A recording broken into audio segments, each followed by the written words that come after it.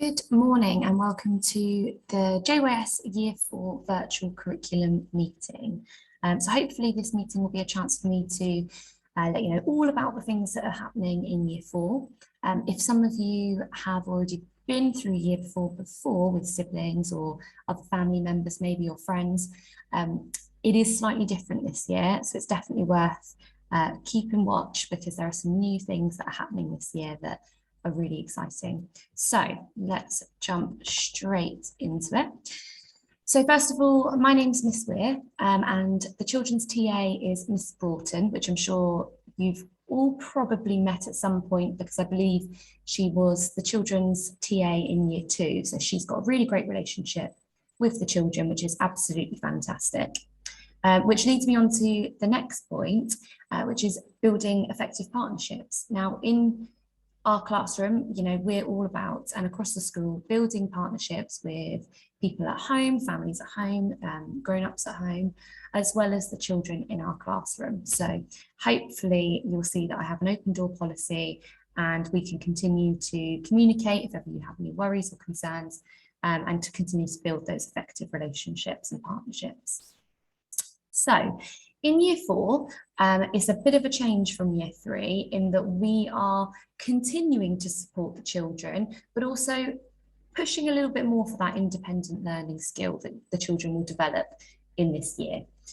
We use a cross-curricular approach as throughout the entire school they've experienced. So we have an overall learning theme and we attach lots of different lessons to that learning theme, lots of different subjects, so that the children are able to get the most out of that theme and learn about it from lots of different angles of our subjects.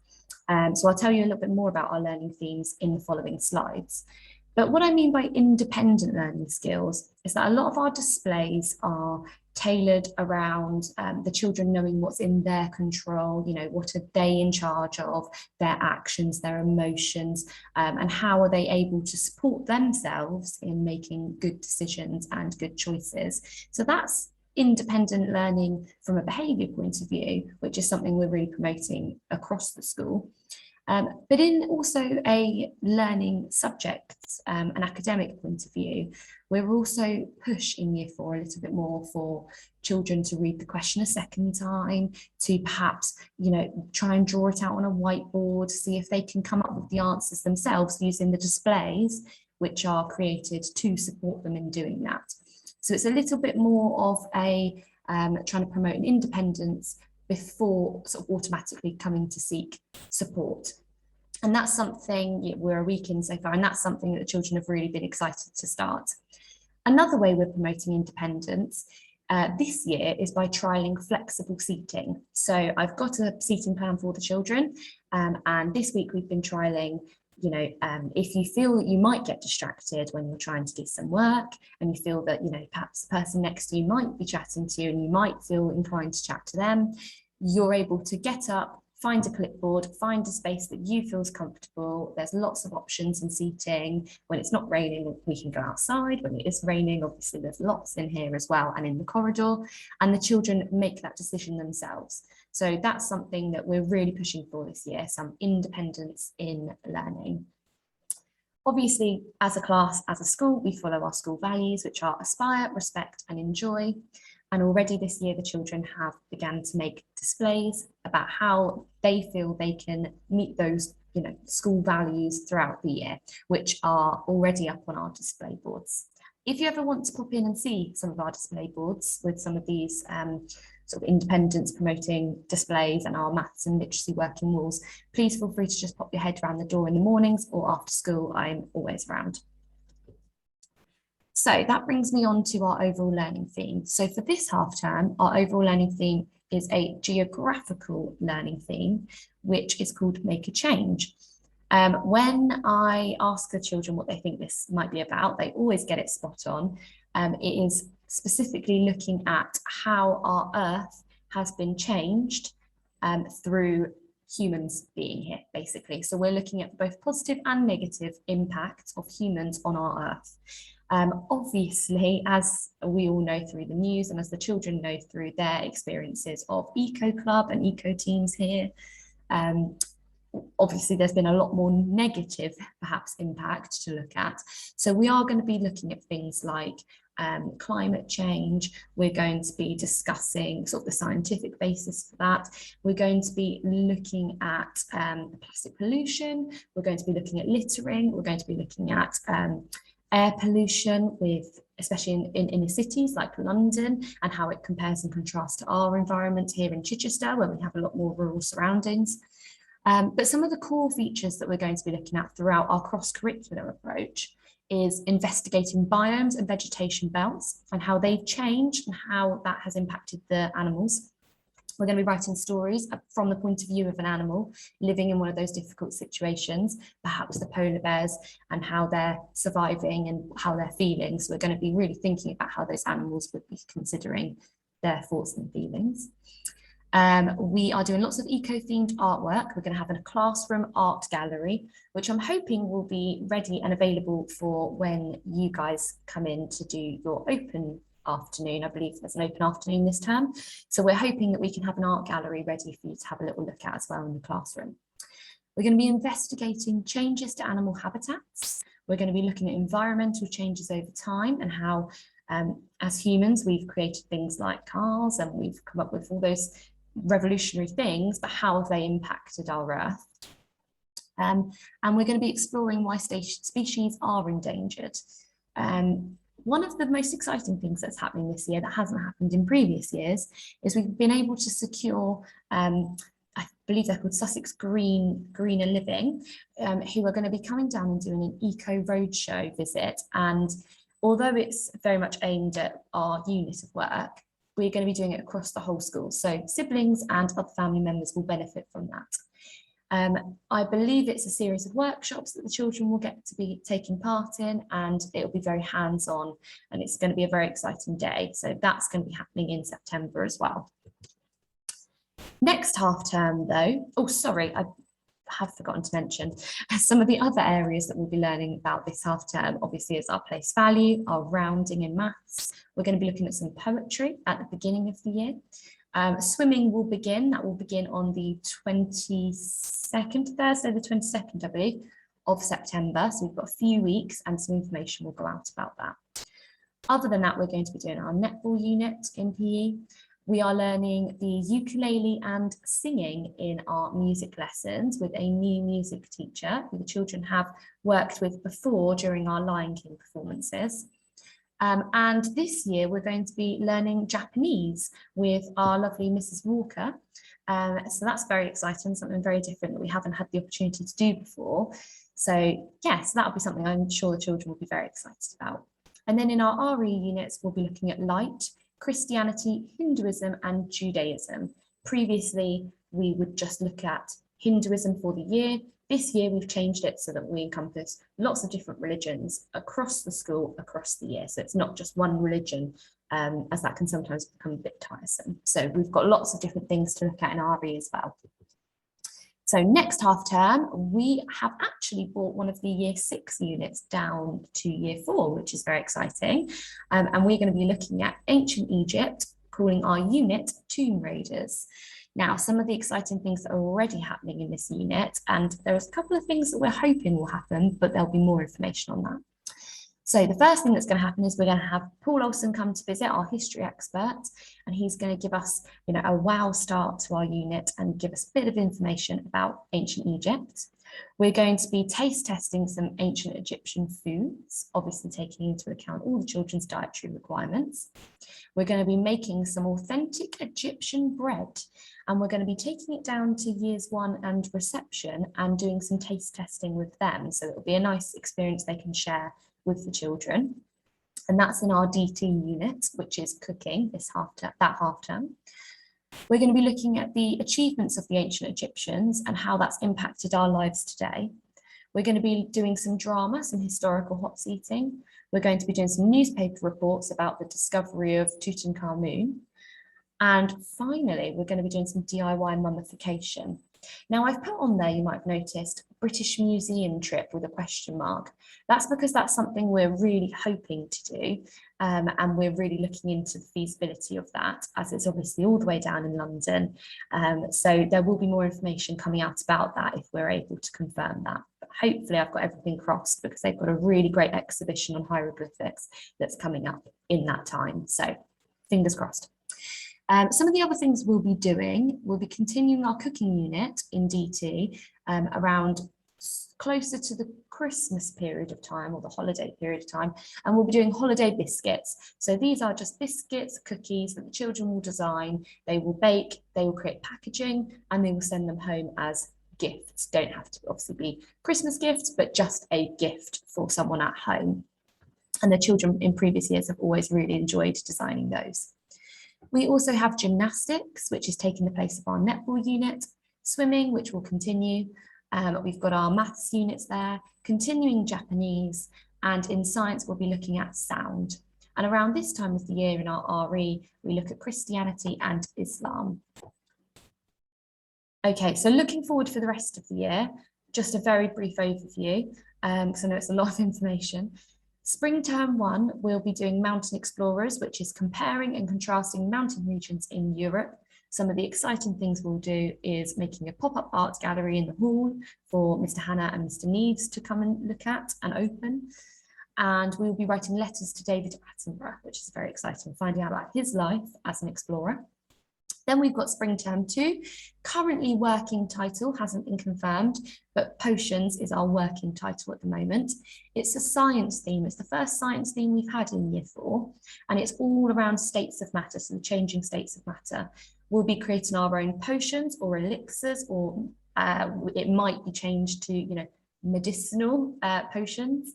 And we'll be making lots of science experiments and hands-on learning as well. So it's going to be a very creative, hands-on kind of unit of work. Then finally, down in summer 1, our final term, we've got Who Let the Gods Out, which is a unit that the children would have done similarly in Year 3, but as our history's been rearranged this year, it's actually become a Year 4 unit. But don't worry, the children will not be repeating their learning. They will not be learning about the same things they learned about with Mr. Bass in Year 3. We are going to be looking specifically at the ancient Egyptian myths and legends, which is something they haven't covered yet. So there will be a continuity to their learning. And it's great because they already have some really great previous knowledge about that. We will be creating Greek pots and vases in that unit, and we'll also be having another visit from Paul Olsen, specifically looking at myths and legends. Then finally, all the way to the very end of the year, which seems a million miles away, but thinking ahead, we've got summer term 2, and our unit is just around the River Bend.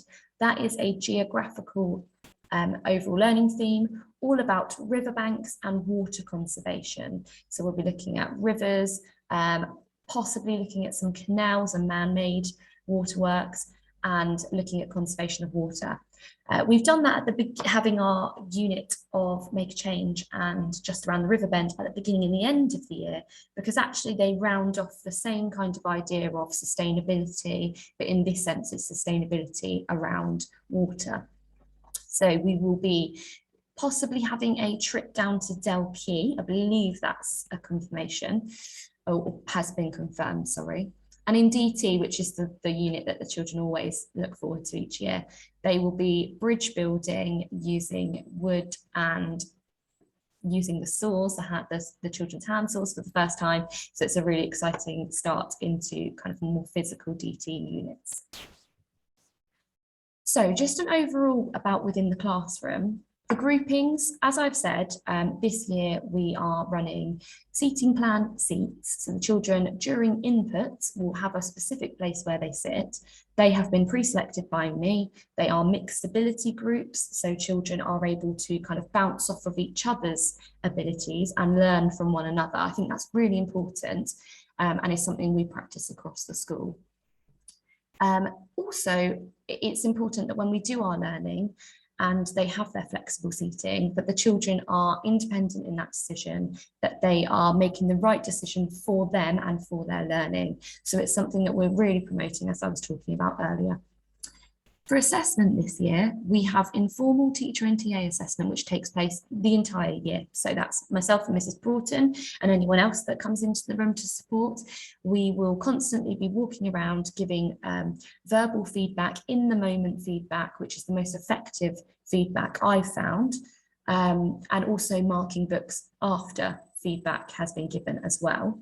But also we will be looking around and seeing, okay, who's really, finding this quite tricky, who's finding this really easy, who can we extend further in the moment, who might need more physical support with resources or drawings or other ways in that moment. So we try and capture it within the lesson.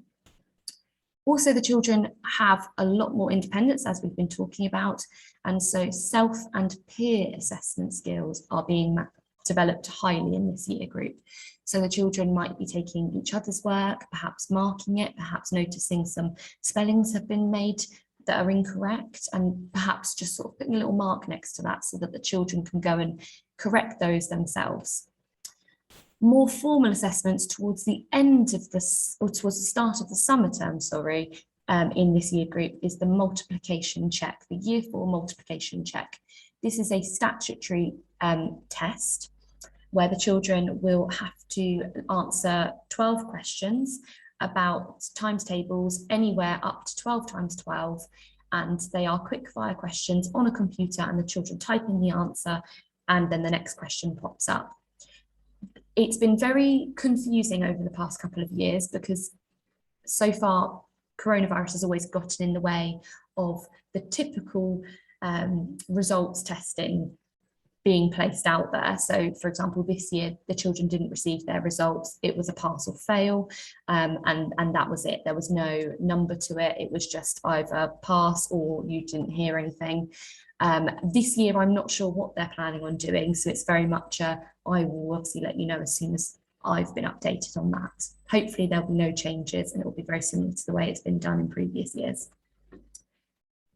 So for weekly routines, these are the kinds of things that happen day in, day out in the classroom. Reading. So we're continuing the JYS scheme of reading, and also in Year 4, again, with that independence, I bring in a selection of books. We've got a very good stacked class library. The children are encouraged to use the library down in the corridors and also to use my classroom library to pick books that are perhaps a little bit more challenging, or to pick books that perhaps they wouldn't have thought of using before, or genres they've never tried before. So we're really pushing for that trial and error of independence as well. But also reading at the JYS scheme, we hope and aim for as many children to be free reader by the end of Year 4 as possible. So reading at home is something that would be really beneficial in this year group, and something we really, really do promote if possible. Or even listening to, or perhaps reading to your child, and asking them lots of questions about the pages you've read. How does that character feel? What do you think they are wondering? What are they thinking? What do you think will happen next? Those types of questions will really engage the children in the reading. Spellings, we have a test every Friday, 10 questions, 10 words, every single Friday, and they go home with their home learning task, which brings me on to the next point, the home learning task. It is handed out every Friday, so a sheet with your home learning task and spellings, very similar to how they had it in Year 3. We'll go home with them in a book, and they have all week to practice their spellings until the following Friday. But can I have the homework, home learning task, back by around Wednesday, Thursday, just so I'm able to mark it and give it back out on the Friday? PE, this term, you're going to need outdoor appropriate PE kit, please. So if the children could bring in a pair of shoes for outdoor PE, obviously we do try and go out in as many different weather conditions as possible. If it's completely torrential rain, then of course we're not going to make them go out in that. But if it's raining a little bit, then we would expect the children to go out and play, as it's netball, play on the basketball court and the netball courts. So a good pair of trainers, or trainers that you don't mind getting a little bit messy, would be really brilliant. Thank you.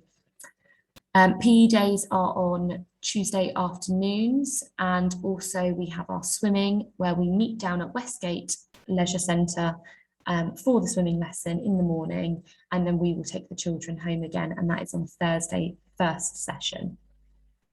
We also, for swimming, ask that you bring, at least for the first couple of weeks, just so the children can work out where their level is and what their need is. A full costume, so for the girls it's an all-in-one costume, obviously for the boys it's a pair of swimming trunks. Swimming caps we recommend, as obviously it's not very nice for them to have wet hair all day, especially in the winter months as we're approaching. Goggles, I've put where needed. I would recommend bringing them for the first couple of weeks, because often children work out within a couple of sessions, if they don't swim already, whether they need goggles or whether goggles aren't necessary for them. So looking forward to the end of the year, I'll leave that for you to pause to read all of our different PE units throughout the rest of the year. Obviously autumn term I've already talked about, and hopefully you can see what spring and summer term is bringing as well. Okay, and then finally that leads me to opportunities for you. We do have an open door policy here, although it can look a little bit different at some points of this year. So we have sometimes meetings after school, or sometimes we have to be whisked away to do certain meetings with other teachers or the head teacher. So I do ask that if I'm not around after school, which I should be, that perhaps you email the office to get a formal date and time booked in, and then I can set it aside in my diary. But please feel free to email the office with any concerns, because they can forward those straight to me, and then I could grab you maybe in the mornings or straight after school to discuss those.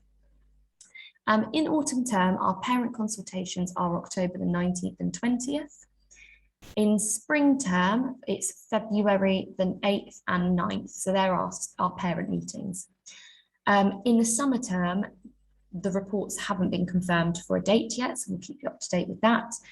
But I would just like to say, with parent consultations, I'm not sure on the format yet, so please keep your eyes peeled for the October 19th and 20th dates, how that's going to come about, how you sign up, what it's going to look like this year.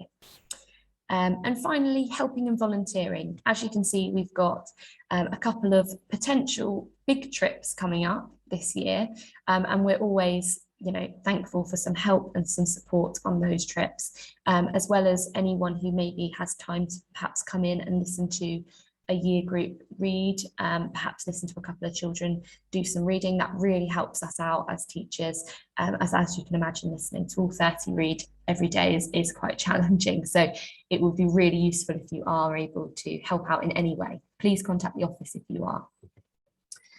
And finally, as I've said, the statutory assessment in year 4 is the times table check.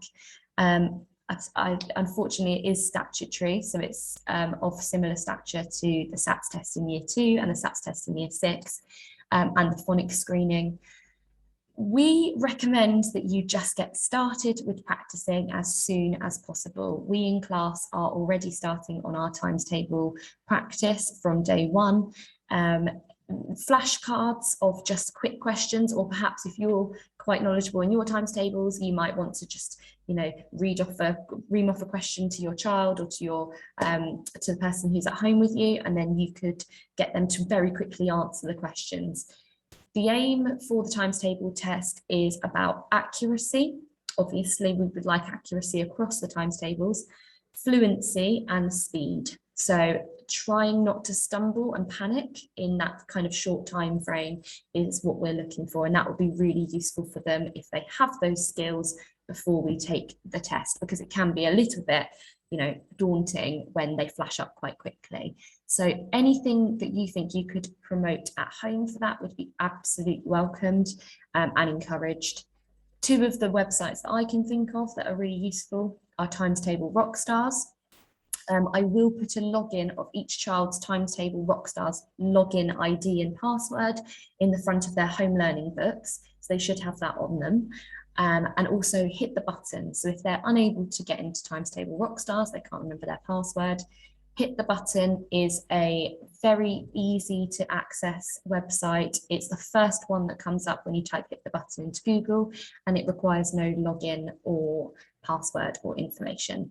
And it's a really great way for those children who are a little bit, perhaps struggle a little bit with their times tables, to practice them, as it's a multiple choice. So it's a little bit less daunting. Okay, so again, home learning is encouraged. Our home learning activities are there to promote and support the school learning throughout the week, or to get a little bit of pre-teaching ready for next week's learning. Visiting the library to gather some topics, related books, and to just enjoy lots of different genres. Regular reading aloud and discussing reading materials. Developing your children's mental health, not mental health, obviously mental maths, sorry, with quick fire based questions. That is possibly the most important one for this year. As I say, the children need to be fluent in all of the times tables up to 12 times 12. So as sooner they can practice some of those, the better. And to support to learn spellings, because I know some of the spellings this year can be quite tricky as well. And also, you know, if there's only 10 questions, perhaps you could introduce a couple of extra spelling words. If there's only 10 words, sorry, perhaps you could offer a couple of extra spelling words with that spelling pattern, just to extend their knowledge a little bit further at home. Okay, so that is the end of our presentation. As I've said, anything that you feel you would like to know more about or would like to find out more about, please feel free to come and find me at the beginning of the day, at the end of the day, and we will always be there to support you. Thank you.